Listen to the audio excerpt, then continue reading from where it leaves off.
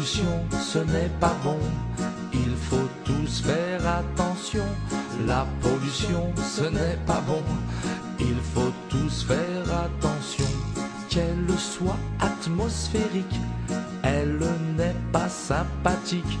Qu'elle ne soit que de plastique, il y a toujours un hic. Nous ne sommes pas des cheminées à respirer la fumée. Il faut donc se préserver pour rester en bonne santé.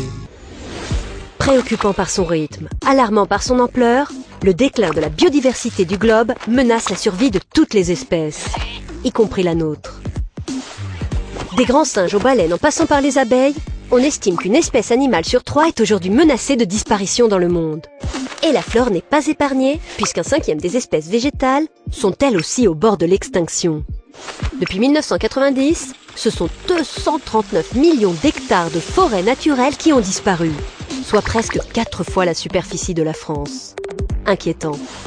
Et pourtant, les causes de ces disparitions sont directement imputables aux activités humaines. Le phénomène s'explique en premier lieu par la dégradation des écosystèmes causée par l'agriculture, l'exploitation forestière, l'urbanisation ou encore l'extraction minière. Viennent ensuite les pêches et chasses intensives, puis la pollution. On trouve enfin la prolifération des espèces invasives ainsi que les maladies et de manière plus marginale pour l'instant, le changement climatique. Les activités humaines et l'utilisation des ressources se sont tellement développées, en particulier depuis le milieu du XXe siècle, qu'elles mettent aujourd'hui en péril l'existence des différents systèmes environnementaux.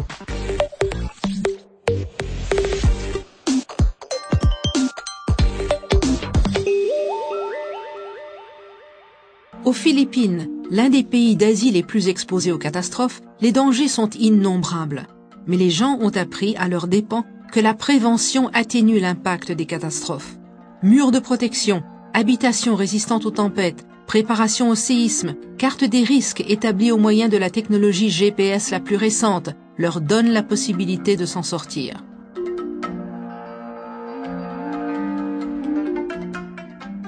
Le Yémen, pays de montagne, est lui confronté à un danger bien précis, les crues éclairs. Ce danger est lié au changement climatique, pour lequel le pays a valeur de test. La grande priorité, entretenir les conduits pluviaux. Les services d'élimination des déchets étant très limités, la communauté doit participer.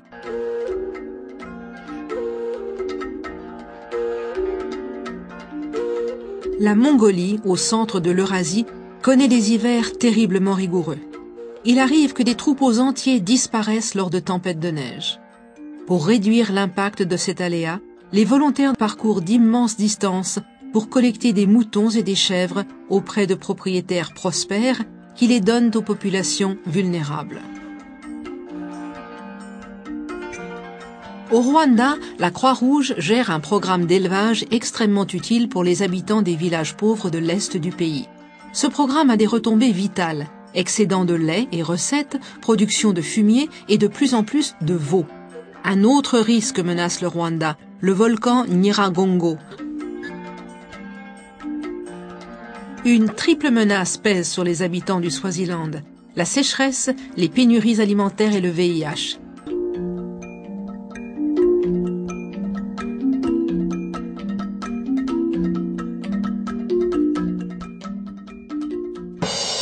À l'origine du changement climatique, il y a les gaz à effet de serre. Ces gaz forment une couche qui se concentre dans le haut de l'atmosphère. Les gaz à effet de serre sont naturellement présents dans l'atmosphère depuis toujours. Ces gaz ont un rôle de régulateur pour notre planète. Ils gardent la chaleur du soleil et maintiennent la Terre à une température moyenne de 15 degrés.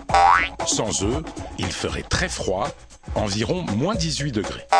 Depuis la révolution industrielle, les activités humaines ont provoqué l'augmentation artificielle des gaz à effet de serre. Le filtre s'est transformé en une couche de plus en plus dense qui forme comme un manteau autour de la Terre et retient plus de chaleur. C'est ce qui provoque le réchauffement de la planète.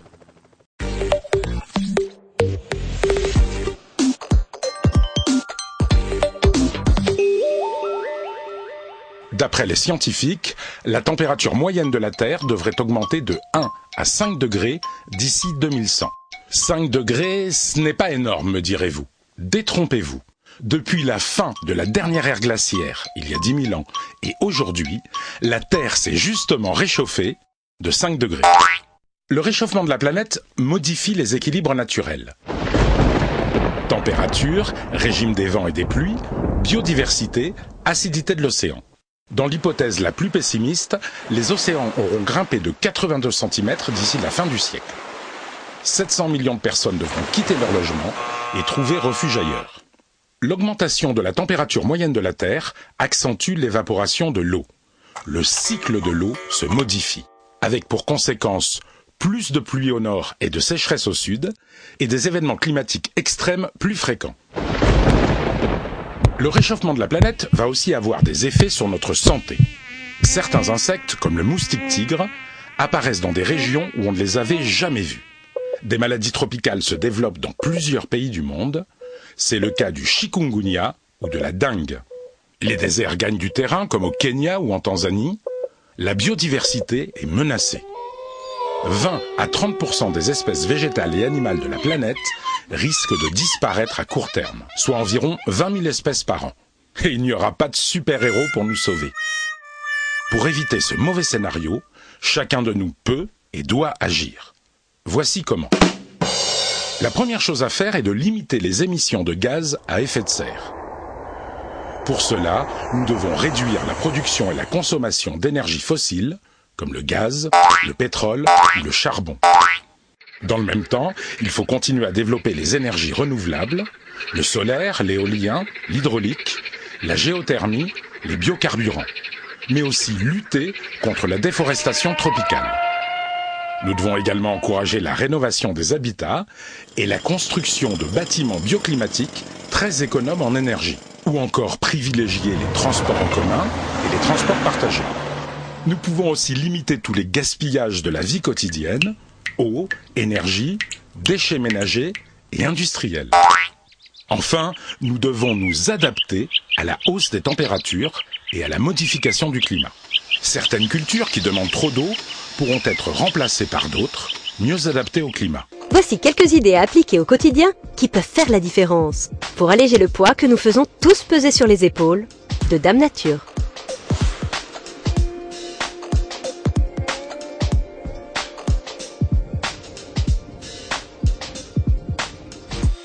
Autre indicateur intéressant, l'empreinte écologique.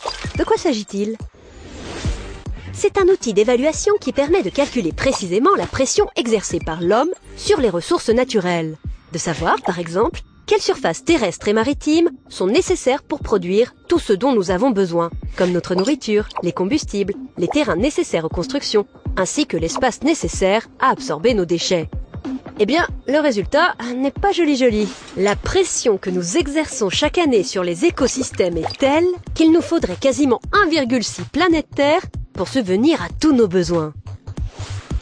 S'il a fallu aux êtres humains moins de 50 ans pour détruire une bonne partie de leur environnement, combien leur en faudra-t-il pour réparer les dégâts ? L'ONU et d'autres organismes de protection et de défense de l'environnement appellent à prendre conscience et à préserver le capital naturel à grande échelle en repensant la manière de construire, de produire et surtout de consommer. Réduire son empreinte écologique personnelle, c'est possible. Faire attention à sa consommation d'électricité et d'eau, essayer de consommer le plus localement possible et de saison, éviter les déchets inutiles, recycler ou encore consommer autant que faire se peut des énergies renouvelables.